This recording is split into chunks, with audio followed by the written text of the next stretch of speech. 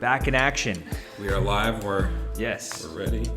Yo, welcome to another episode of the Rap Bot Podcast. We got Matt. Hey, Matt. And we got Brandon. Hey, that's me. And we are here live and direct to bring you another episode. Yes, live and in the flesh. Welcome to the new year, Matthew. 2021, the first episode we're recording in 2021. Today, as we record, is July 4th, 2021. July 4th. January 4th. January 4th, 2021. With that said, I do want to mention, because we're recording this January 4th, and it's, I think, what is it, 4 or 5 days now since the passing of MF Doom. Mm-hmm. So definitely wanted to send some condolences to his family and everyone that loved him. That it's just a major loss for hip hop. And what's crazy is you and Jim both texted me around the same time to let me know, like asking me if I had heard. And I hadn't, because I was busy that day and I hadn't been on my phone. So I wasn't checking Instagram or Twitter all day, so I had no idea. Yeah, I was surprised because he passed. The crazy part is they kept it on wrap since October. He passed October 31st. Yeah. And I was kind of like, man, we just did KMD. Yeah. And I was like, how did we not talk about that? Like, how did we not? And my coworker texted me that. He's like, hey, man, are you a fan of MF Doom? And I was like, I mean, not necessarily, but like, you know, I respect what he's brought to the game and everything. And so, but I think it started floating around Twitter that day. Yeah, so his family released that he died on December, was it 31st or New Year's Day, whatever. They released it that day. They purposely held out the information that he passed away. That's cool that they did that. I mean, it's just you never see that happen. Someone that high profile having been passed away for almost 2 months. Yeah, well, never. I think he lived in London because he was born in London, then came to New York when he was young, when he was a kid. And then in 2011, I believe, he went back to England for some shows, and the U.S. wouldn't let him back in because he didn't have citizenship. Okay. So he actually has been in England since then and hasn't been able to come back since 2011. So I think, and also he lived a very private life. So it makes sense that no one knew because he wasn't on social media. He wasn't around people. He didn't see people. He's pretty mysterious. Mm-hmm. So it's only fitting that he died on Halloween. And he's known for wearing a mask. And it's the year of the pandemic when everyone's wearing masks. It's just, it's wild. There's a lot of weird connections with his death. And it's not known yet how he died. I don't know if or when they're going to release that. But it doesn't really matter. I think, you know, I've been on social media since his passing. And it's crazy how many artists he's influenced and reached and affected. Like every single artist, whether they're underground, mainstream, trap, boom bap, old school, whatever, they all looked up to Doom, which is crazy. Like he definitely influenced the whole generation of rappers. Yeah, it's kind of made me want to jump in because I never got on that wagon of his music and his art. You know, I've always heard about how respected he was. His rhyme style and everything, and I think we talked a little bit about it when we were at KMD. But like, you know, my thing has always been like his there's not a lot of energy in his voice, and I mentioned that when we did that pod. And, you know, I'm not trying, and it's not to shit on him in any type of way. It was just like, it didn't catch me. But I was listening to Mad Villain last week, so I was like, I need to like. As these are opinions that I formed growing up, and we are definitely not the same person that we were 20, 10, 5 years ago. Right. So I think it's important for me to go back on MF Doom or any artist where I'm like, I didn't really catch on to that, or I didn't really like that as much, to see if those feelings are still there. So when I was listening to Mad Villain, I was like, Still not. But then there was a track, and I sent it to you, and I was like, dude, like just the way that what he's talking about, I'm already, it has caught my interest. So it's too late for me to get on the wagon, but I'm definitely interested. No, it's never too late. You can always jump on the wagon no matter what. No, you can. I'm not gonna. It's too late for me to be like, yeah, man, MF, he was sick. I'm not gonna say like, I'm not. I would never say like, hey, I'm not feeling him, but I can't run around like, yeah, man, I really miss him and this and that. Right. But, and I've always respected his work from day one. Yeah. I think his style of rhyming and his voice definitely you got to get used to. Mm-hmm. But once you get over that hump, I think you start to see why he's so loved by rappers. It's because he's so unique and he brought something different to the table that no one else did. Mm-hmm. And plus his production is amazing as well. Yeah. He's super talented. But we'll save a lot of that. We'll get more into it because I'm sure he'll come up. We have a few of his solo albums on the list. So when they come up, we'll definitely get more in depth. Definitely. Yeah. We might have to expedite that. Yeah, right. I need to jump in. But for this week, what we are doing, kind of a different direction, is we're taking a look at N9ne's Angelic.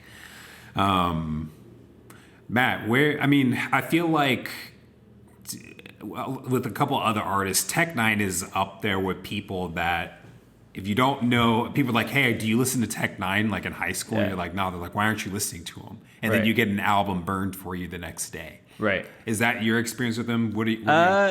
Not in high school. No, I didn't know anyone that listened to N9ne in high school. The only time I heard him before I got into N9ne was at parties with Caribou Lou. I would hear that and I didn't know who it was.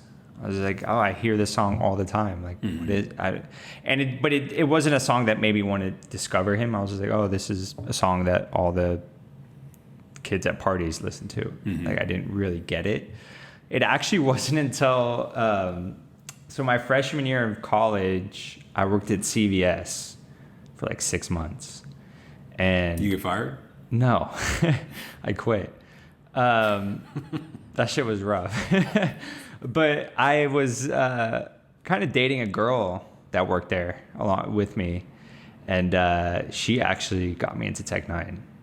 Because we were talking about music and stuff, and then she's like, "Oh, I love N9ne. Like, I love this song." And it was the song "My World" on the album Ever Ready. Mm-hmm.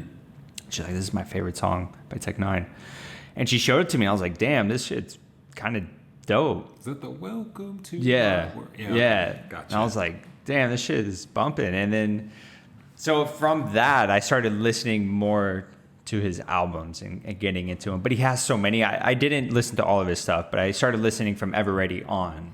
That's kind of about right. I want to say my intro to him was in middle school when, I remember, I think it was like Nathan Hines or something, talking about Dr. Dre. And he's like, dude, he's like the godfather of rap. How do you not listen to him? And then another guy, Dominic Troya, being like, yeah, man, you need to be listening to N9ne. And that's, all right, this is, early 2000s, so this is Let me guess, everyone that recommended N9ne to you was white. They were.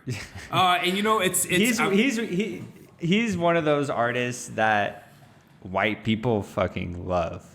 White people love N9ne. I'm glad you're saying that because I wouldn't, but like it's definitely one of those where not that and granted, like I come from a school where I'm one of 5 black people, so like you don't have a lot to base it off of. There's not a lot to base off of, but like the one thing I did link though was like the people that were throwing out N9ne to me were also very much into rock as well. Right? Yeah, He's definitely one of those rappers. Him and Eminem are the rappers that white kids say, I don't like rap, but I listen to these guys. Yeah. You know what I mean? It's like that shit. I'm like, that's fucking lame because both of them are extremely hip hop to the bone.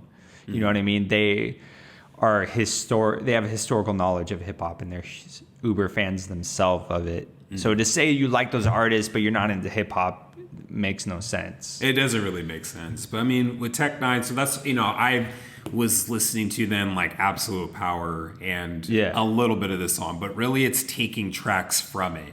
I remember at high school, I think Angela Perkins did a dance to Breathe, which was fucking badass. I just remember we were all in the crowd just like screaming our heads off.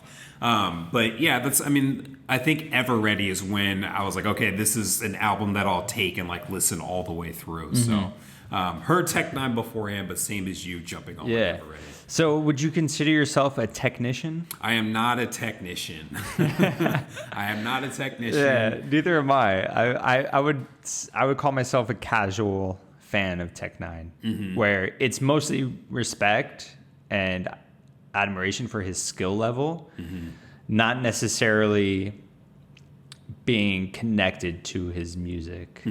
Where I'm not. I'll check out if he puts out a new album. I listen to it, but I'm not okay. I need to go revisit this past project by Tech9ne, or I feel the urge to listen to Tech9ne on a daily basis. I just don't have that. Yeah, and for those of you out there, it's hard to say, but it's generational. But like, if you haven't heard of Tech9ne, you may have heard the song Einstein, Tech9ne. Caribou Lou is probably one of his bigger songs. No, his biggest song is the one with Kendrick.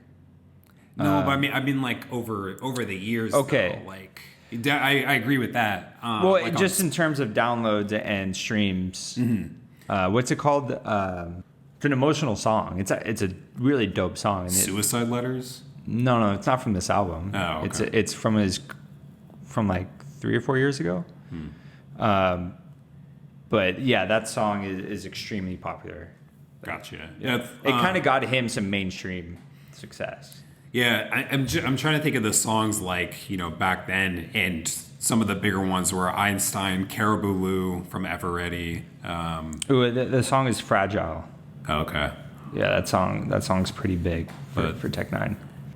So yeah, the album that we're doing came out in 2001 originally, and it was his third full-length album.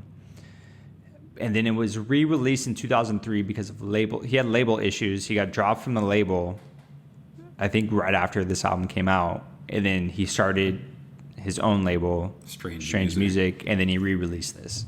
So I don't know how. Fortunately for him, he was able to get the masters to this. When he got dropped from the label, he was able to acquire the masters. So he was able to own the music still. And that's the only way he's able to put this out again, which is crazy. That usually never happens. I don't know how he was able to pull that off.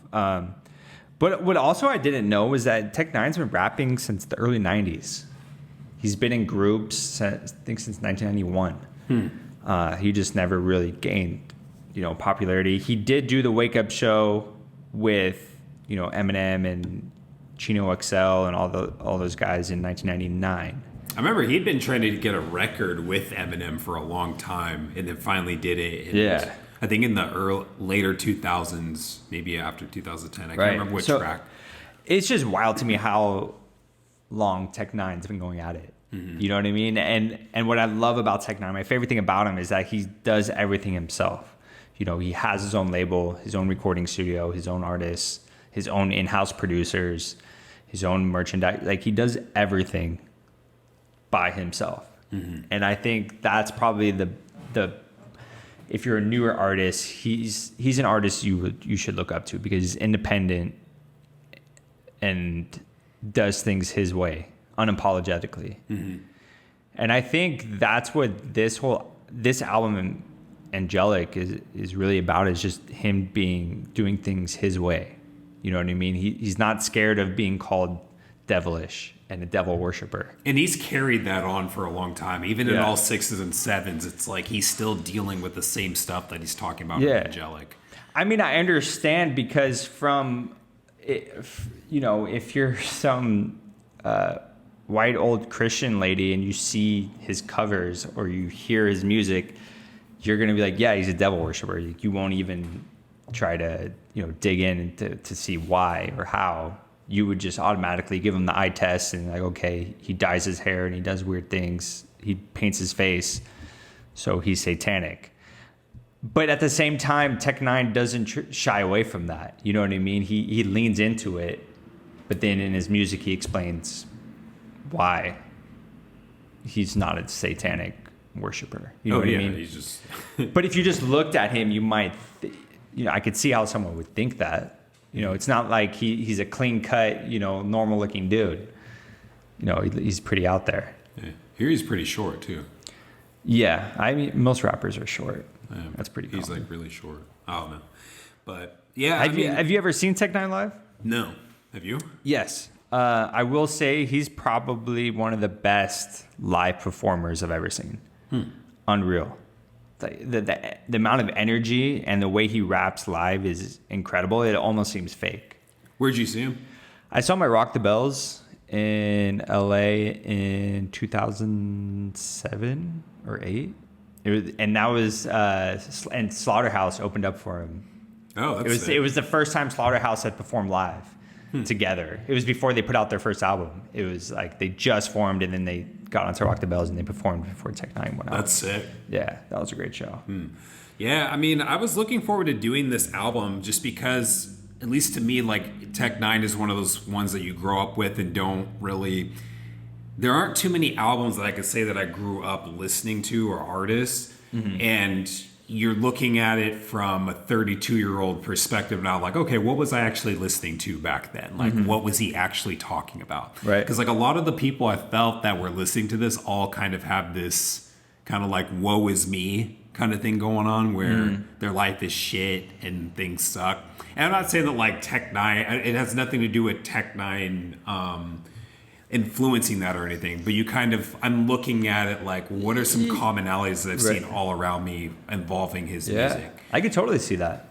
I mean, just from this album, he talks about a lot of deep stuff and trauma and dealing with, thoughts of suicide and religion and your place in the world. There's a lot of heavy stuff in here. Yeah. And so sometimes as we do these albums, I'm thinking about the people, when you think about, I don't know, the other day I was like, when someone tells you what their favorite artist is or what their favorite album is, and then you go in depth on it, it kind of gives you some insight into who they are a little bit. I'm not saying anyone said that Angelic was their favorite artist, but like, favorite album.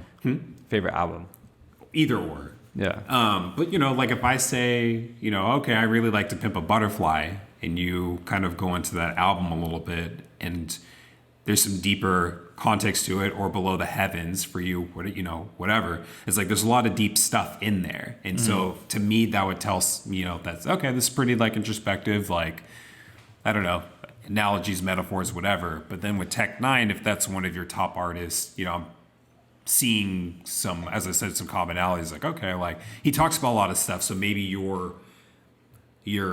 feeling it. You're familiarizing yourself with a lot of the stuff that he's saying, and as you said, there's a lot of dark stuff in there. One of the biggest themes in this album, I think, is kind of cool, is that dichotomy of good and evil, and wanting to do the good thing, but you kind of have to do bad to even stay alive, kind of a thing. Right. But yeah, we'll definitely be getting into that. But yeah, let's get started. That's actually a good segue into the first song, which is Devil Boy. And so this song wasn't on the original album. This song is part of the re-release called I think Reparations. It's Angelic Reparations. And it's kind of cool that he was able to do this, because this song specifically is aimed at people that looked at the cover for this album after it was released in 2001 and were saying, oh, he's a devil worshiper and he's a devil boy. And it's him calling them out and saying, like, no, you didn't even listen to the music. When did I ever say that I believe in evil and I promote evil? He never says that. If you listen to the album, he just recognizes that there's angels and demons, which is a religious thing. If you're a religious person, you believe in good and evil. You don't believe in just good, because in the Bible, the devil is there. That's the temptation. That's your vice. That's, the devil's trying to pull you into doing bad. And so you have to fight it by doing good. And that's all in especially the Old Testament. It's good versus evil.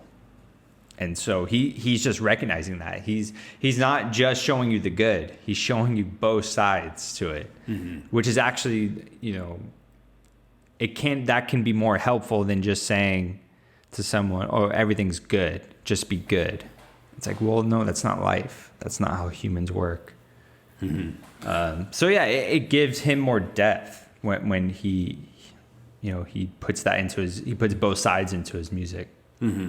I skipped that song because it wasn't on the track list for the thing. Right. So, yeah. I went off of Spotify, so I did the. No, that makes sense. So yeah, like Matt was saying earlier, like with the re-release and everything, there's a couple different tracks. So actually, when I was reading some of these, I was reading them for the wrong album, and so I had to like go back and reread and everything. Yeah. So so there may be some things here and there, but I like that take though on calling people out for prejudging judging an album by its cover. Yeah, and he calls out other things. He calls out the Beatles. He says, but some people think it's an evil experiment. Some people is fearing it.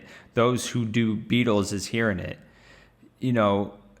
He's calling out, the Beatles put some dark stuff into their music. And then you have Charles Manson who said that the Beatles inspired him to do whatever he did. As murdering those people. You know what I mean? So, and it's like, where are all the people, calling out against the Beatles music? You know what I mean? So he's it's kind of like the Beatles gave you Charles Manson. Right. He's showing the hypocrisy in a lot of it. And I'm sure a lot of it has to do with race. A lot of it has to do with it being hip hop. So it makes it more difficult for him to speak his mind because he's put into these boxes and not given a fair shot. And then he calls out more hypocrisy. He says, "Hey, mama, they're trying to crucify me like Jesus. Religious groups deny me like skeezers. We mic pleasers, rip it and write heaters." So he's saying, hey, like, look, they're trying to crucify me just like Jesus, yet if you're a Christian, you're against crucifying someone. You know what I mean? It says not to do that in the Bible. And forget it, I'm going to rip that up and just put this and he's like, you know what, fuck that, I'm just going to make this music. Yeah, I'm going to keep writing these rhymes down and everything. So I think that's cool. I think that's a good open thing to the album. Yeah, it's interesting that he put that song before the intro skit. You know what I mean? It's like he wanted to send that message right away. Was that on the re-release? That's the first song on the re-release. That makes sense too. So it's like after you get all the feedback, start your own label up, put this out like, hey, look, by the way, the people that want to take a second listen to this, this is what's up. So then that leads into the intro, which is a skit. It's just a sample quote from the movie Hellraiser. It's just saying "Welcome to Hell." Yeah, I kind of like the title and just the vision that it gives me of just like this elevator. So I think of this elevator just descending down into the abyss of the fiery pits of hell and everything. And then some tour guide being like, "Yeah, we have some great sights to show you." And you're like, "Oh, cool." Yeah, the first stop is Tormented. So Tormented is an interesting track. It goes into a lot of, as you mentioned the term vices earlier. And so in this one you have basically sex, drugs, and alcohol. Right. And each verse focuses on one of those. On each one. So I kind of, one thing about Tech N9ne that I like is that he reminds me of E40 in a way where he comes up with his own lingo. So that box, Bianca's and Beatrice's, What's sizzling? There's he does, and he still does that. He comes up with new phrases and lingo, ebonics that he uses on newer albums. And I've listened to interviews where he's like, "Yeah, we were on tour and in Europe, and this guy kept saying this one phrase to us, so then we took that and made it our own, and he made a song about it." You know what I mean? So he just thinks like that. And I think it makes me think of E40 and like, other pedestrian people, just because like we have our own lingo in the Bay Area. So like when he from Kansas City bringing that over here, it's like, okay, like never been to Kansas City, but I'm wondering if it's popping off down there like the Bay Area stuff is for us. But yeah. So he's speaking about his vices in here. He's pretty open about it. You know what I mean? I feel like he gets pretty vulnerable, not just on the song, but on the whole album. The one thing I didn't like, I'm not a huge fan of like the dark devilish voice at the end of each line. That just kind of got old for me. But the beat was cool. I was fine with the beat. It was just like the end of each line. It's just, the heavy dark voice. I can see that. I'm all right with it. I feel like it kind of gives an added kind of thing. If you're talking about something, then there's the devil in your ear that's kind of putting an emphasis on it, like just kind of underlining. Yeah, no, I understand I think it was a little bit overused, maybe on just a few of the lines. I feel that. Yeah, the first verse, he's talking about this girl trying to get in her panties, and just like really trying to get in that box and can't live or breathe without it.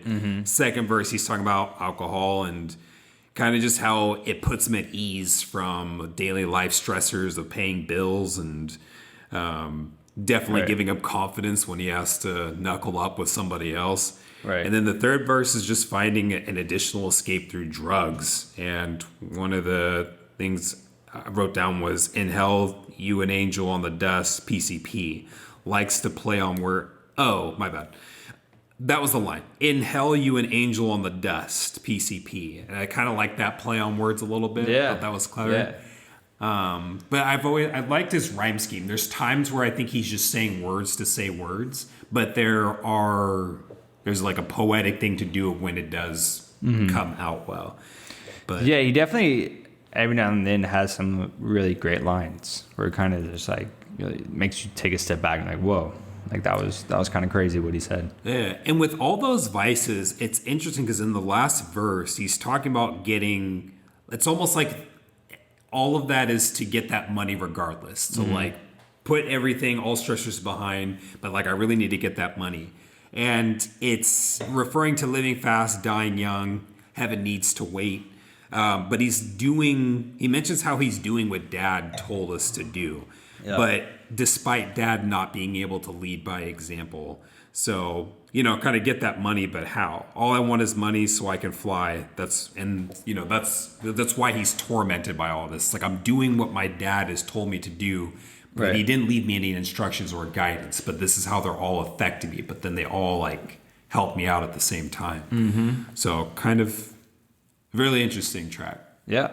Yeah, it's a cool song. I like the way that he split up each vice and gave it its own verse so we could like really get into it and really talk about the shit that he's going through.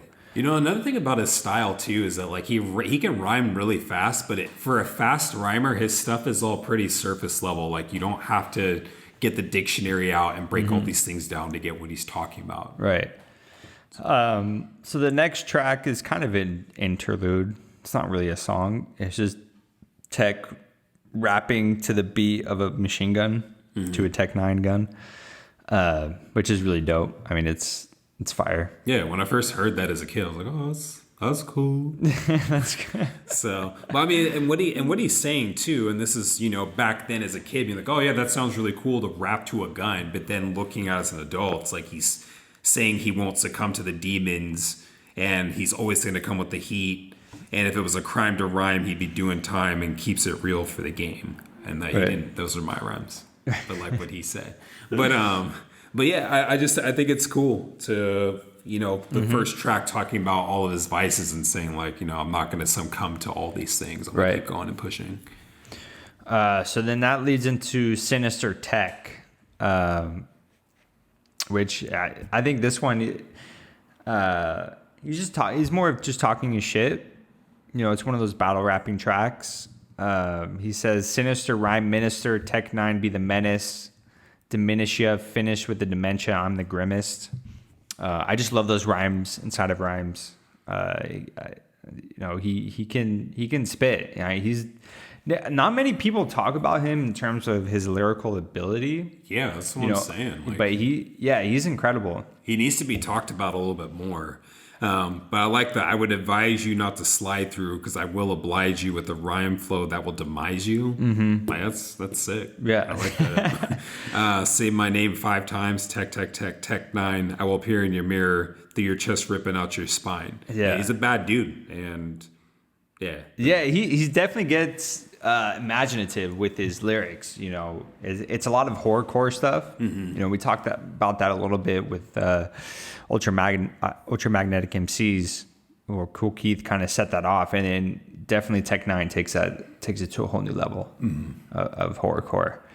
And Tech-N9ne has always said he's a huge horror movie buff, so he definitely incorporates a lot of that kind of stuff into his rhyming, where he's not saying he's actually, you know, butchering these people and stuff like that. He's bringing in horror movie themes.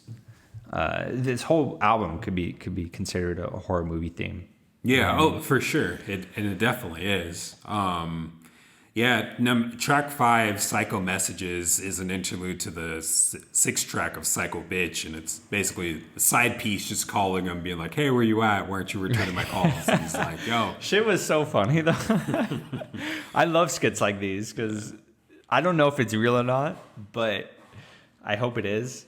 But yeah, it's just hilarious how he took, you know, a message of this girl acting crazy and then putting the theme music to Halloween behind it. Yeah, I just think that's fucking hilarious. It's dope. I just like the threat of like, yo, if you don't call me back, if I see your wife, I'm gonna fuck her up. It's like, what kind of threat is that? Like, right.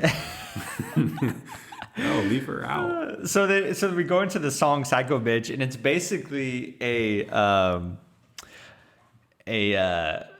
cautionary tale of not to fuck with these types of women. It's just warning you, you know, if you find a psycho bitch, leave her alone, because she's going to ruin your life. Yeah, they come with big package in the back. Chest is twice that, but Fatal Attraction would only get you an ice pack. Yeah. So, I mean, it's just, dealing with side pieces and all this, and like, it's not worth the effort, and it's just, it leads into headaches, and it fucks your life up and everything. Yeah, it's definitely not worth it. I don't know if Tech-N9ne learned his lesson. He probably fell back into the psycho bitches, but yeah, that's definitely a vice you should probably get rid of. Yeah, I like how he mentions how they're calling his mom's crib at like 3 a.m. Right. Damn, yeah, because that's before really that everyone had cell phones, so they're calling you to your house. Fuck that. But what cool part was, you know, he rhymes, they say the psycho bitch was made from us. They say they ain't got nothing but hate from us. And it's kind of like acknowledging that we created her. Like by our actions, yeah. Yeah, our actions created her. She's just not doing this automatically. It's like she's just not controlling her actions like we would expect them to. Right. You know what I mean? It's not to say that he's off the hook and he did nothing wrong. It's like, no, you just had an expectation that she would take it and either stop talking to you or try and communicate to you like an adult about it. Yeah. And no, instead she's going to...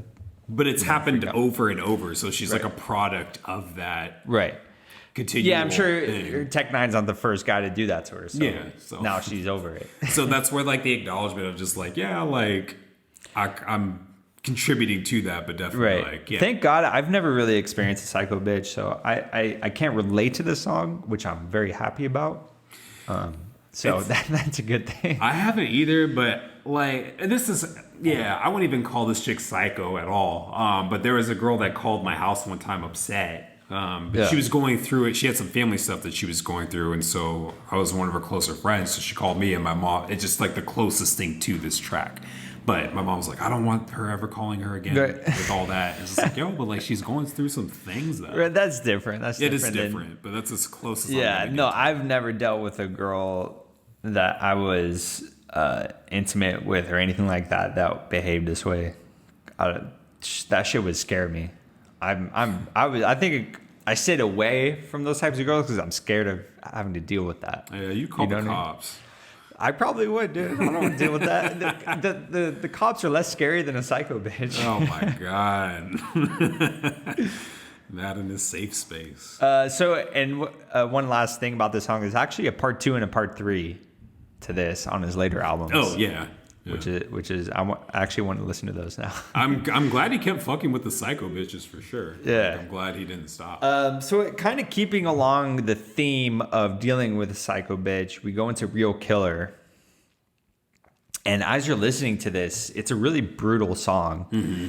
And then you're just like, what the fuck? Like, are you serious? And the whole song's about getting an abortion or making a girl get an abortion and having one of your homies do it. It's not even taking her to a clinic or anything like that. It's like, I'm bringing you my friend's house and he's going to take care of it for me. And it's just like, what the fuck? Who comes up with that shit? So the first one, there's three times. And it's actually a total of 5 kids. Right. So the first one was a girl he hooked up with, and she's like, hey, we need to get rid of this.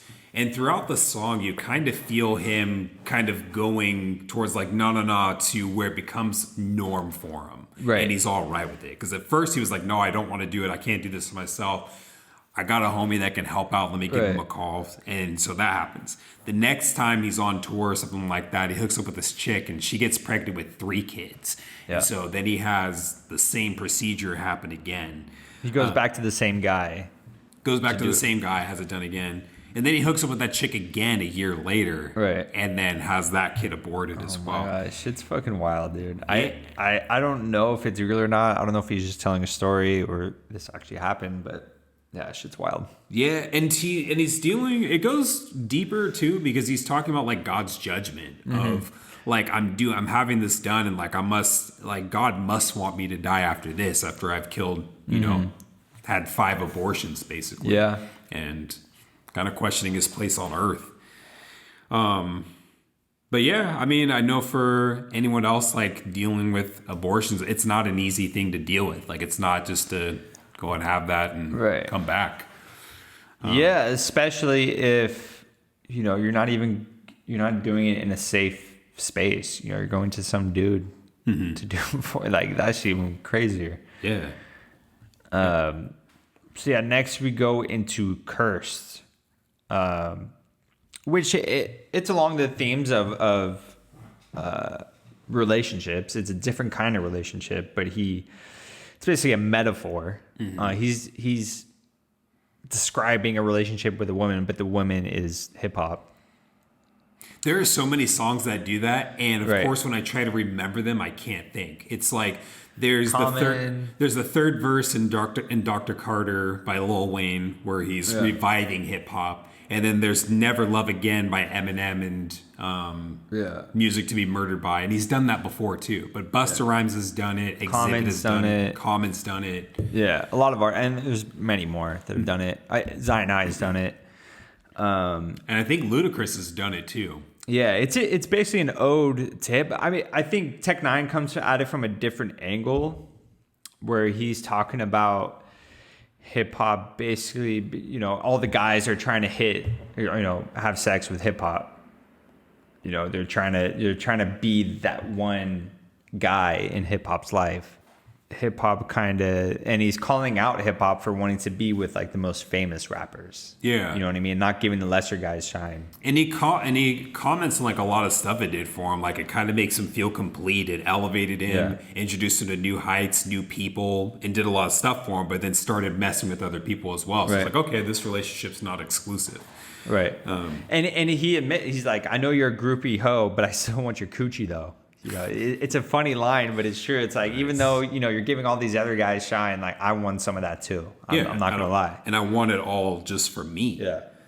So, but yeah, this, I don't know if it's jumping around, from different relationships and whatever else, but if on the content of relationships, we then have suicide letters, and story wise, this may be an accumulation of all these things and how it's weighed down on them. So suicide letters is comprised of 2 letters and then 2 suicide letters, and then one kind of the last verse is dedicated. It's talking about like what keeps him motivated and keep going and everything. Right, motivated to not commit suicide. Yeah, and the cool thing, I don't know, one of the things I like about Tech is that he, with deep tracks, he'll give you like kind of a forward to it in the beginning. It's like this is definitely what this is. No innuendos, nothing like it. I want you guys to know this, and I'll hear me out. Right. Kind of thing. So yeah, I love this beat. It's super laid back. It's chill. It allows him to be emotional. And I think the beat gives him space to do that. But yeah, there's some really deep stuff in here. It says, in my eyes, the world is a bit tilted. Lord, take me away before somebody else gets killed. Blood spills seriously. This is the letter to my homies I'll be missing. God told me to behold a pale horse, but I didn't listen. Is that the first verse? Yeah, I think that's in the first verse. Yeah. And so in there, he's talking about, the Lord kind of, how the Lord shook him, as in like he's trying to do the right thing, but like the Lord always finds a way to dodge him, so he does wrong. Yeah, and when he says God told me to behold a pale horse, but I didn't listen, he's saying God, wanted him to die, or that he was supposed to die, but he didn't listen. He didn't follow the light, and he stayed away from it. Mm. And maybe he's saying because he went into darkness and into the vices, he was able to stay alive, but he wasn't really meant to. And he's mentioning how life would be better without him. One of the things he says is that it would reduce the crime rate. And so, I don't know too much of his background history, but I mean... Yeah, I think that's what makes N9ne so special in a lot of ways, is that he is so open and vulnerable. Especially at this time in 2001, there weren't many artists rapping like this. I couldn't name very many. He says, the dynamic duo of my babies, it ain't your fault that your daddy's crazy. He's admitting, he's very aware that he's not normal, and he lives a life of vices and darkness. Mm-hmm. The second verse talks about, so the first one is just kind of this open letter of like, why I'm not feeling great. Mm-hmm. The second letter, and this could be like two separate potential suicide attempts. The second one is kind of directed at his wife, and he's apologizing for his infidelity, impregnating other people, and then kind of focusing on rap and drugs over her and the family. Mm-hmm. And, despite him doing all this shit, she's decided to stick with him from start to finish and never leaves him. So he's just like, it'd probably be better if I took myself and left you be, like you'd be in a better place. So despite these two suicide letters, the third verse, he's, saying like, but I still have my kids, and everything I do for them. And while they're still here, I will never end my life. They gave him a purpose. They give him purpose. Right. And, I may be miles away, but, you're my reason. So I thought that that's kind of cool. Mm-hmm. So I kind of feel like you can kind of, visualize this track in different ways of like two separate suicide attempts or one, but like all these reasons, but then at the end, this is the reason why. Either way direction you go, that third verse is always the reason why he doesn't follow through with it. Right. And so after Suicide Letters, we go into Purgatory, which is a skit. And it's Chris Calico saying, but it's not just hell. See, the children are reaching for heaven, but their souls are trapped in purgatory. It's when your soul is caught between the living and the dead. And kind of leading to the next, I guess, maybe leading into the next concept or theme of the album or the next chapters. I'm kind of on the same page as you, because in this interlude, he mentions, being stuck between the abyss and the heavens, stuck in torment. Mm-hmm. And abyss kept popping up quite a bit in the next couple tracks. So I kind of agree with you. Like, if we're transitioning to another part, this is kind of the intro theme for it. Right.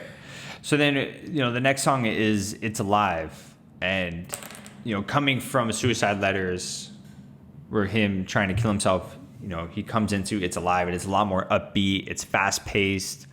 It's loud, and it's kind of his revival. It's him coming back to life and claiming that he's alive and he's going to stay that way. Mm-hmm. It's definitely a transition to the next phase of the album. It's definitely more a beat, and there's kind of it was only one line, maybe there are a few other ones in there, but there's kind of a hint at like living eternally as well too. So he says, your flows come in, your flows go out, my flows eternally coming out your mouth. So kind of like alluding to being timeless. Mm-hmm. And I thought that was kind of cool. As he's, maybe that's a stretch, but in this track, he is talking his game and having a good time. Putting himself above other people. Yeah, I like some of his lines on here. I like his reference to the Wizard of Oz. He says, people make their jokes and say we off to see the wizard. Well, me and Dorothy and Toto's son on your ass when you visit. just because he's from Kansas, so he's just talking shit like, if you want to come, we'll be on your ass. It's not going to be like the Wizard of Oz. And then I like that when he says alien nation invasion, black, white, and even Asian is gazing at the raised in misery face raven for the crazed haven. Basically, he's calling out that his supporters and his fan base are, he doesn't care what race, gender, ethnicity, whatever. He recognizes, he's like, hey, if you're strange, I'm strange too, and you can be part of my my journey and my movement. So I could see how a lot of people who feel strange or feel like black sheep or something like that can connect with Tech9 because he feels the same way. And it's just like when we did Tyler the Creator, when he's right. like, yo, dye your hair, I'll dye mine too, kind of thing. Right. And Tech9 has said many times, because I really enjoy watching his interviews because he's super smart and he says a lot of good stuff. But, he says a lot that, a lot of times he felt not black enough for the black community and black hip hop, and then he was too white for the black, because he liked rock and heavy metal and stuff like that, and he painted his face so black people thought he was weird and devilish. And then for some white people, he's too black, and he's from the ghetto, and he talks about guns and killing people, so he lives in kind of this purgatory, not literally and figuratively in especially in the hip hop world. Because I could see how a lot of traditional hip hop fans wouldn't be into Tech9 on face value, just with the way he dresses and how he paints his face, and they might hear one of his songs where he's talking about crazy shit, or it's a rock song. They're like, what the fuck is this? You know what I mean?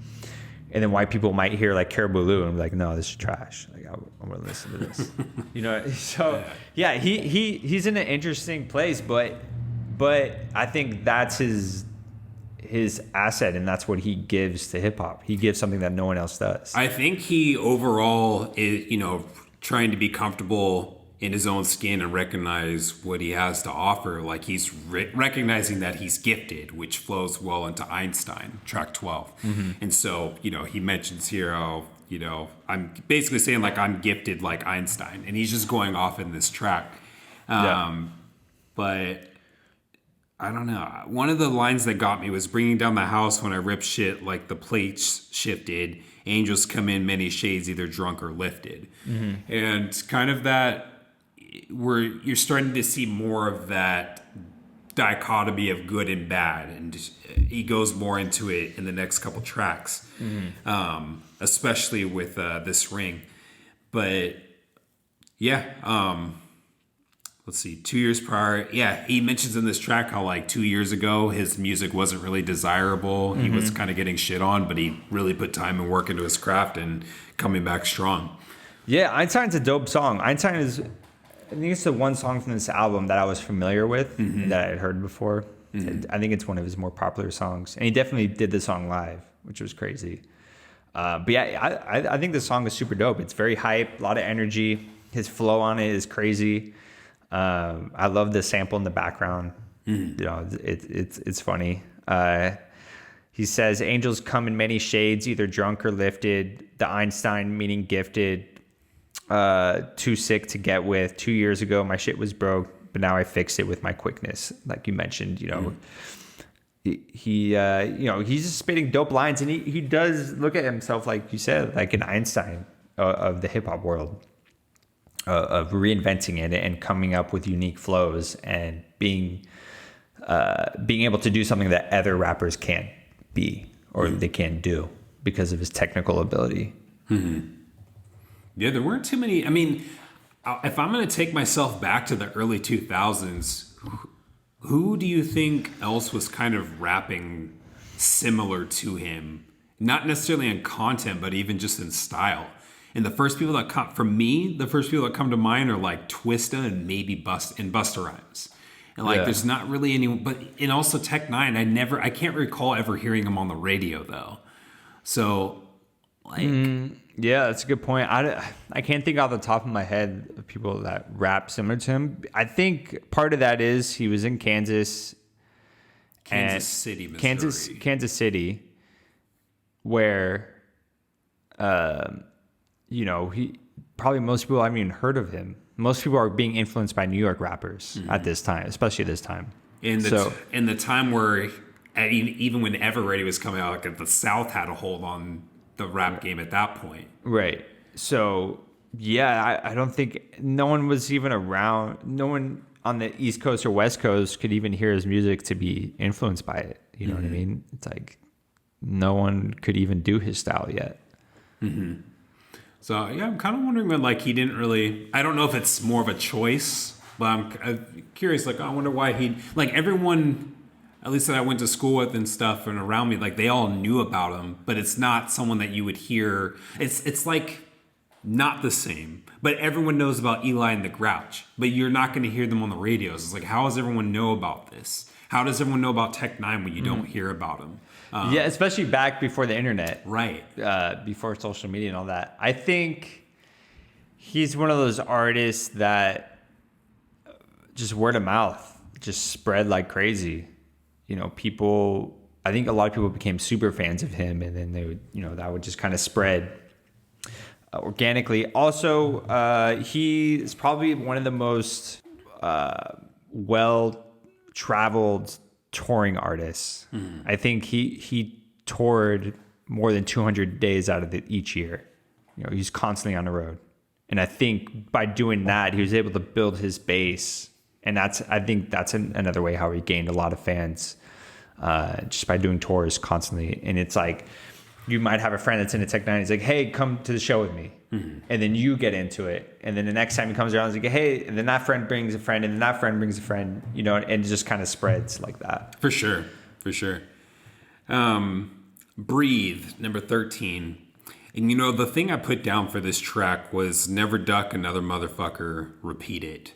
And I don't know. If you didn't read the lyrics for this song, what did you think this was about? Because he raps super quick. Right. What were your initial thoughts before you went deep into this? However, just him talking shit. It's like a battle rapping track. Just coming at people. Yeah. At first, to be honest, when I first heard the song, I had no idea what it was about. It just sounded hella cool. Yeah. It just sounds really sinister. Right. And then when the chorus hits you with that breathe, you're just like, ooh, okay. Yeah. But then when I was listening to it a little bit, I was like, wait, is it about when someone pops off at you and you want to go at them to take a step back and just breathe and not do anything? And then, me going into with this, okay, angel, demon kind of thing. Maybe that's the voices in you telling you not to. Right. But it's not. The song is telling you no, go fuck them up. Right. Yeah, he says, never let a hate motherfucker see you sweat, bleed the chest. You no need regret. Just fucking go after him and take care of him. But yeah, he's saying some crazy shit on here. It's definitely horrorcore. But I love his flow on this. I love the rapid fire, no holds bar, no rest for the weary flow that he's just coming at you, constantly. What I didn't realize was how tight the lyrics are. They're very concise and they all make a lot of sense. It's not, you hear this fast, just these words all coming at you, but when you read the lyrics, they all form together and it makes a lot of sense. Right. One of the things I liked was this is political pain deep in the pit of your brain. And what I thought of, I just think of, never been in a gang before, nor do I have that mentality, but just that mindset of if someone steps on my foot, I have to do something about it. Right. And that political pain, that if someone never duck another motherfucker, if someone does something to you, you have to get back. Yeah, that's a great point. And that's that pain, that politicized pain of you have to do it, and it's going to get you in a lot of trouble. The hood politics. Yeah, hood politics from Kendrick. Yeah, right. And you have to do it, and it's at the pit of your brain, it's just dug deep in there. It's so ingrained in you that you have no choice. Yeah. So for this next song, Who You Came to See, I fucking love this beat. It's like a G-funk beat. It sounds like it's a West Coast song. But I love it. This is one of my favorite beats on the album. It's one of those songs. It's definitely him just talking his shit and boasting and that kind of thing. He says, if you come to make it hop, you're at the spot, drop. We smoke weed and we drink, run up. Tech and Nina, sex, we don't stop till we bust nut. Tech and Nina, he's just talking his shit. He's gonna fuck some girls, drink some rum, and smoke some weed. Yeah, he's doing it. It's who you came to see. They're all out here to see me. I bring a lot, and I'm all about it, and I'm a good time, whatever else. But I like, now that you kind of painted it as this party scene, it kind of makes sense going into the interlude for track 15, Wake Up Call, where it's like, all right, y'all came to see me. I'm kind of waking up from the effects. My homies are off to tour in the next state, and I woke up late. I think he wakes up at 2:30 and the flight's at 4. Yeah. It's like, get your ass up. We got to go to the airport. And he's like, shit, can you guys pick me up? And he's like, no. They're like, no, we're about to change over to another interstate. And so he's like, yeah, I have to ask my wife for some help. Have you ever almost missed a plane? Yeah, I missed the plane. Oh, you did? Yeah. Come on, bro. How'd you miss the plane? Stayed up too late partying. Really? Slept through it. Bro, you fuck, man. Dude, we were going to Universal and we got caught in traffic. But there's been so many flights where we're so close to missing it, but I've yet to miss one. How many have you missed? Just one. It was when I was playing for a semi-pro soccer team, and we were in Portland, and we won. And so we were up all night partying in Portland. Were you flying to another game, or were you flying No, home? we were flying home. Oh, so it wasn't that big of a deal that we missed it. Yeah. I mean, it was, but the whole team left us there. We probably got to our hotel room at like 5 a.m, and we had to be up at 6 to catch on the flight. And we're like, oh, we'll be fine. We'll set our alarms and we'll just take an hour, little nap. Slept right through it. I remember waking up and seeing the sun coming through the blinds, and I was like, fuck. Who all got left? Just me and my friend. Oh. Me and my teammate. We got left behind the whole. They said they were banging on our doors, everything. We slept right through it. They left us there. They're like, fuck you guys. Dude, that's fucked up. So we got bumped to the next flight. It wasn't that big of a deal. But it was fun. We had a good thing. The coach laughed at us. He's like, oh, so it's you guys that You fucked. that missed the flight. Yeah. We're adults. It wasn't like we were in college or a youth team. We were adults. So it's like, I don't know if that helps your case. It does, because not that it helps it, but it's... I'd expect that from a kid. No, but it's different because if you're on a college team or a youth team, there's other things involved because you're underage. You're not an adult, so they wouldn't be able to leave us behind. Oh, you know what I mean? Yeah. It's like the whole team can leave and it's fine. It's not. We're not holding them back. Gotcha. Yeah, I thought it was like between games. I was like, dude, that's... No, that would have been really fucked if we had a game that we needed the flight to get onto for, but nah.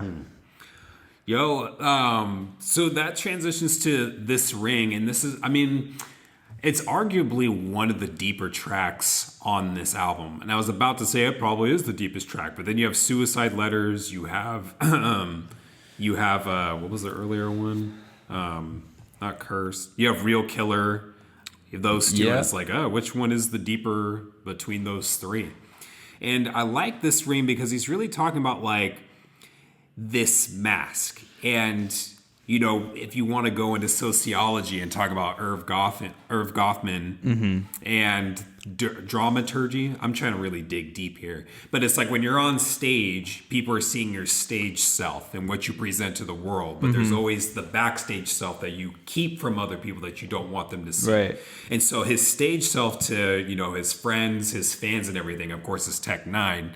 But the backstage self of him is Aaron Yates. And, he's battling between, and this is probably be some other person's theory or whatever, but he's battling between the lifestyle of Tech N9ne, the lifestyle of Aaron Yates, the lifestyle of being a husband, and all these things, and making them work. Yeah, it's basically a song of struggling with the life of being a rapper and the life of being a family man. It's like, how do you balance those things? And I think a lot of times you can't, you know what I mean? And I couldn't imagine how you would balance that, because especially with how much he tours and how much he's on the road, and then the things involved with being a rap star, you know what I mean? The drugs, sex, alcohol, he talks about that a lot. all that's very much involved in the everyday of being a rapper on the road. Mm-hmm. So yeah, I could see how that would be extremely difficult to navigate. You know, especially for him, because he recognizes that he gives into a lot of that stuff. Mm-hmm. It's not easy for him to just turn his back to it and, you know, just ignore it. You know, he can't really. And for real life people out there, it's no different if you work as a therapist, if you work as a social worker. Like, you go into these homes, you deal with families that are really struggling and doing things, and there's not really much you can do about it. At times, you kind of just have to soak that in. But then you have to go home to your family. Maybe your family's perfect, maybe your family's not. But you have to keep elements from both families out of each other. So if you're going through a divorce, you can't let that energy go into the house with you when you're trying to deliver a service to somebody. And that goes for if you're, I don't know, if you work at Safeway and you're a cashier, or if you work at a pharmacy or something else, trying not to let things bleed over into your job. Right. Stuff. Yeah, that's a tough thing to do. Yeah, so I like that track. Yeah, that's a dope song. I like that. Yeah, a lot of depth to it. He's talking about a lot of stuff in there. He does talk about a lot of stuff with his family and his wife and getting divorced and things like that. Mm-hmm. So next we go into God Complex. Really dope beat. A lot of it is him recognizing having a God complex and giving into sin when he knows he really shouldn't be. He says, "You got to be righteous, spirited for the arrival. I'm righteous and wicked, but I wonder, can I go? If there's a heaven, but on earth it's survival. Connected with angels, but to demons, I'm vital." Mm. Yeah, that's some deep stuff. It is. And to add to that, he begins the track talking about, being made in God's image and having the spirit of an angel, but having demonic behaviors. And like you said, just trying to like juggle those two. And that's, I want to say, like a cousin to this ring of like trying to do the good thing, but also doing something like, I have angel tendencies at home, but I engage in demonic behaviors when I'm out on stage. Yep. Kind of a thing. It goes back to, I think, the whole theme of the album. Right. Of the dichotomy of good and evil. And even the title, it's angel, but as hell, it's spelled with 2 L's. Oh, I was going to bring that up later. I was like, I wonder if you caught that too. And so I was like reading, I was on my walk and just like, this isn't spelled right. Yeah. And then you look at it and like, oh shit, he put hell in there. That's it. And I was like, okay, got it. Yeah. It's pretty dope how he did that. And I love on this song how he brings in he questions what is God. He said, is God white, brown, green, red, or even blue? Is he American, Arabic, Mexican, or even Jew? Everybody want to be special and want to be the chosen few. And that's a really powerful idea of, okay, who is right? Who is God really supporting? Is it just these people, or is it this group? Whose side is God on? And who is he going to? When it comes down to it, who is he going to back up? When I was listening to Mad Villain, the track was Strange Ways. And it was the second verse that I was like, all right, I need to start listening to this dude because this is some deep shit. And what he was talking about was like, if I'm remembering right, there's a group of people that believe in God and do things that kind of fuck over people in a low-key kind of a way. But then there's other people that will like blow themselves up in favor of their God. Mm-hmm. So it's like everyone's doing some crazy shit for their God, but everyone is coming from a place saying, well, your God's wrong, or no, your God's wrong for doing that type of thing. That's just crazy. But it's like, if sin is sin, then it doesn't really matter. Both of you, what you guys are doing is fucked up. And I think it relates to, what you just said of like, what is God and what, what's good and what's bad, and who's so he's asking questions and just, he's wondering himself, what is it? Because I think he himself grew up in a very religious household, but through things that have happened with his family and I think specifically his mom getting sick at a young age, that caused him to question God and his faith. I think he maintains a belief in God, but he's not super religious in any way. I think his dad was Muslim and his mom was Christian or something like that. So he kind of has different perspectives on it. A line that I thought was interesting was, "He who treads on the path of the beast is also he whose sins are repentable." And it's that kind of that joke of like, yeah, you can go, I forget how it goes, but basically saying like you can go steal a bike and then just, repent in church on Sunday and ask for forgiveness for it. Well, only those people could repent. You know what I mean? It's like you have to do something bad before you can repent for it and make up for it. It's kind of ironic when it's put that way. Yeah. Like anyone can be good at some point. You can mess up as much as you want. You can just go back and ask for forgiveness. Right. So the next song is FTI, which is Fuck the Industry. I don't know if this was on the original album. No, I did This Life. Yeah, so FTI, I'll do it quickly. It's just Fuck the Industry. It's a posse cut of a bunch of dudes, and they're just talking about how the industry sucks. And, N9ne is talking about how he got dropped from a bunch of labels, and he's like, fuck them, and started his own. Just calling out all the A&Rs and shit like that.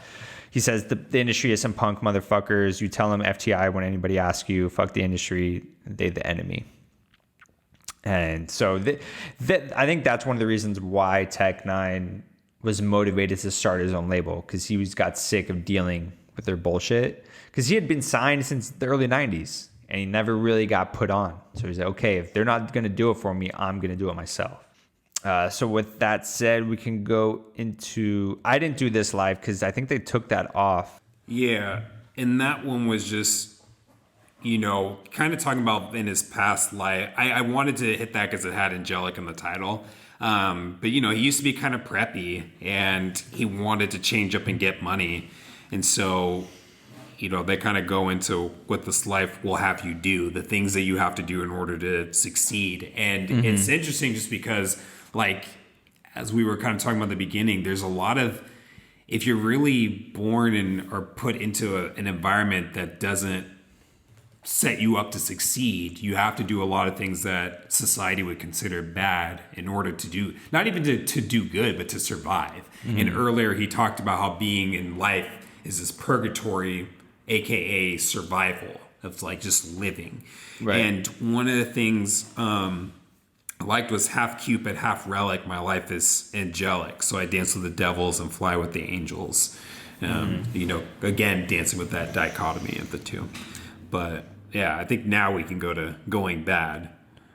Going Bad. Yeah, this is another interesting song. I like the hook on it. He talks about, he's doing bad things because he doesn't have any angels next to him. He doesn't have any angels supporting him. So he's like, fuck, I'm just going to do bad things because they're not going to help me anyway. In my notes, I was looking for, because in this track, he mentions shitting on the record industry and stuff. And when you were talking about RTI, I was like, well, yeah, this sounds similar to that, and it was Going Bad. Yeah. But yeah, he's saying like life is supposed to be all Jesus, but there's a lot of Satan, and it's kind of what I was just saying for this life of not being set up for success. You have to do some shady shit, and not bad just to be bad. Sometimes people do bad things to cope. They're coping mechanisms. When he says, when some of us find that life ain't beautiful, we switch to pharmaceuticals. You know what I mean? Like, they're just trying to cope with the shit that they're in. Right. They might have been born into it, and it was not their choice. So, okay, I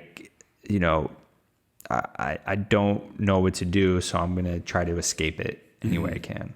Yeah. And, I like at the end of the track, he's questioning all of it. And he says, am I evil or just another soul going bad? Or just been bad but getting worse. And I thought that was very, that's deep right there. Like, am I bad? Is this temporary and am I just going through it? Or have I been bad this whole time and it's getting exacerbated? So I just thought that was an interesting question to ask.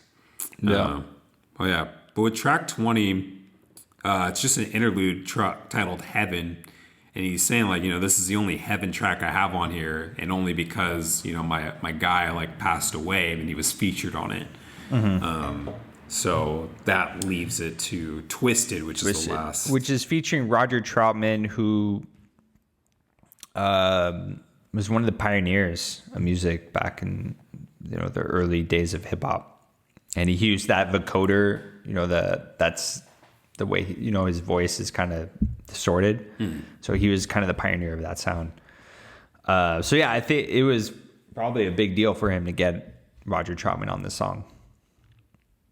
But yeah, this is a really dope song. I loved it.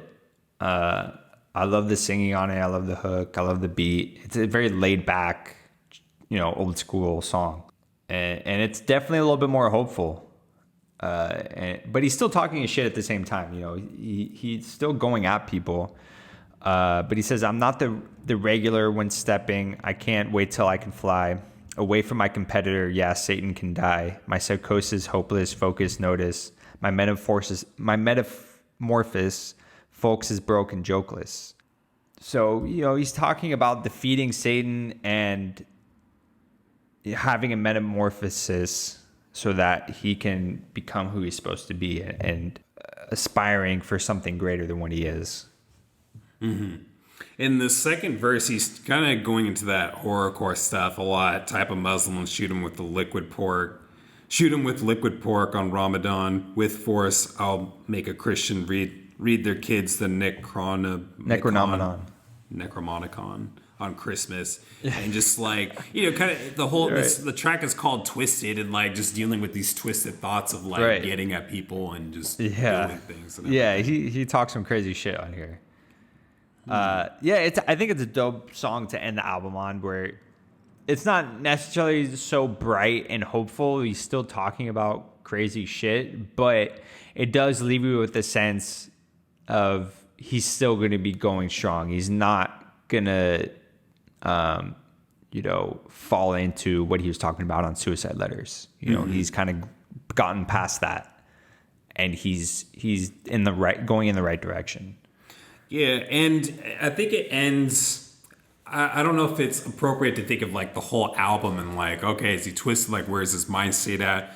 But one of the last lyrics is, am I twisted? Am I twisted? I'm twisted. Better keep your distance. Mama got to call the psychiatrics for mental assistance. And just kind of like coming to terms with like, yeah, this is where I'm at. This is who I am. And, it is what it is. And no regrets, no remorse. Yeah, he has no reservations about who he is. Mm-hmm. You know what I mean? He almost is himself to a fault, and that's why he gives into so much vices, is because he's just constantly always just doing whatever he feels like doing, and it's hard for him to slow down. Matt, does this beat fit the album for you? No, it's a little bit different. It's a little bit, and I think that's why it's better that he ended with this, because it is so different from the rest of the albums. If you put this in the middle, it would kind of throw you off, and it wouldn't make sense. So he's ending on a different note than how he started the album. Yeah, that wraps that album up. That's 22 tracks, an hour and 17 minutes. Yeah, that's a long album. It's a dope album. I'm glad it came up, because I've listened to mostly Tech N9ne's recent stuff, so it was cool to go back and listen to one of his earlier albums and see where he was at. And what's crazy is he was just as talented, and his flows were just as crazy back then.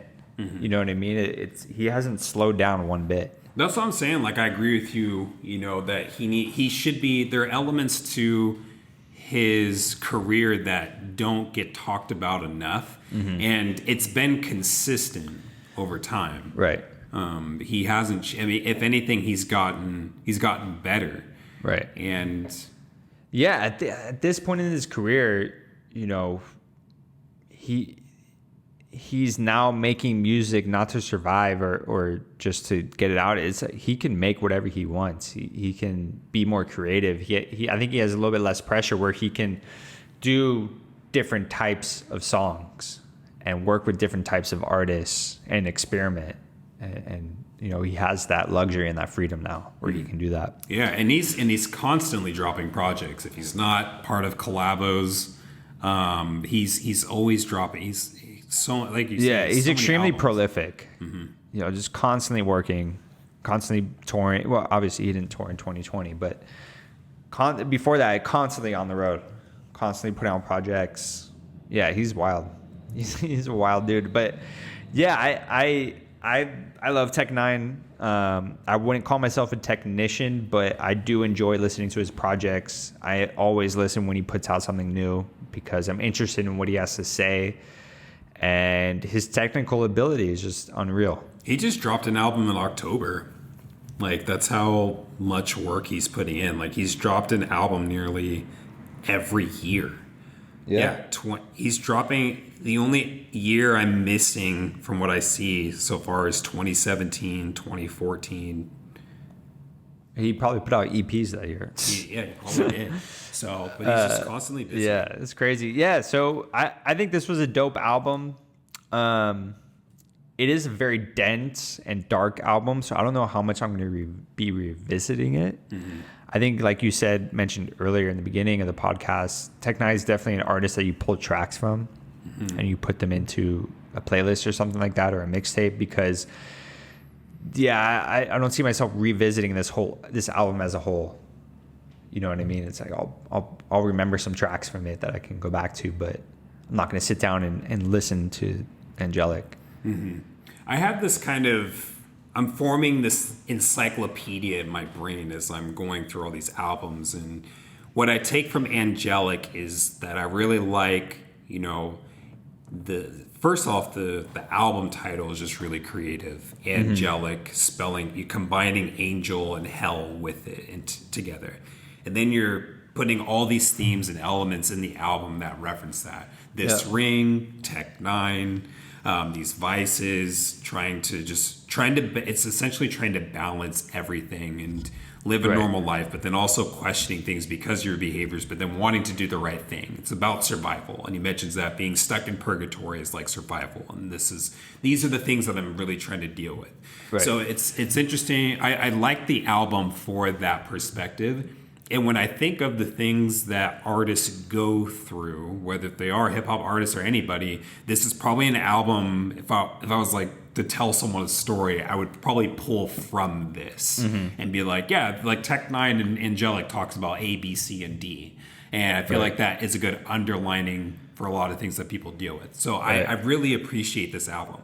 Similar to you though, it's not something that I will listen to front to back on on a normal basis. I'm going to pull tracks from that. And surprisingly, like the tracks I'm going to pull from it are like Breathe and Einstein or whatever else. Because I notice for me, when I'm pulling album tracks from an album, if I'm listening to the full album, it's for the experience. But if I only want pieces from it, it's stuff that like gets me moving. And right. That I can, the hyper tracks. Yeah. So, but that's kind of my thoughts on the whole album.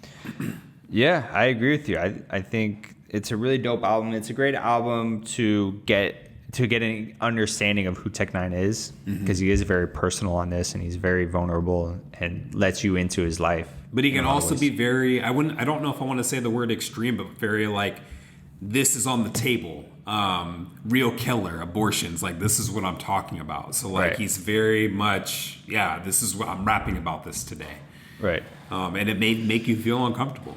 Absolutely. It may be out of the woods and you're just like, what the I've never heard anyone rap about that. What is that? So that's our episode on Tech9ne's Angelic from 2001. 2001. Yep. So thank you guys for tuning in and taking a listen into our podcast. You can check some more about us on our social media on Instagram, Twitter, Facebook. You can also watch videos of us on YouTube. Just type in Wrapped Out Podcast and you can see Matt and Brandon in the flesh. You can see what we look like. Yeah, we're pretty cool. Make fun of us. Make fun of Matt. I look great. That's going to do it for this week. R.I.P. MF Doom. And you stay safe out there. You stay classy, San Diego.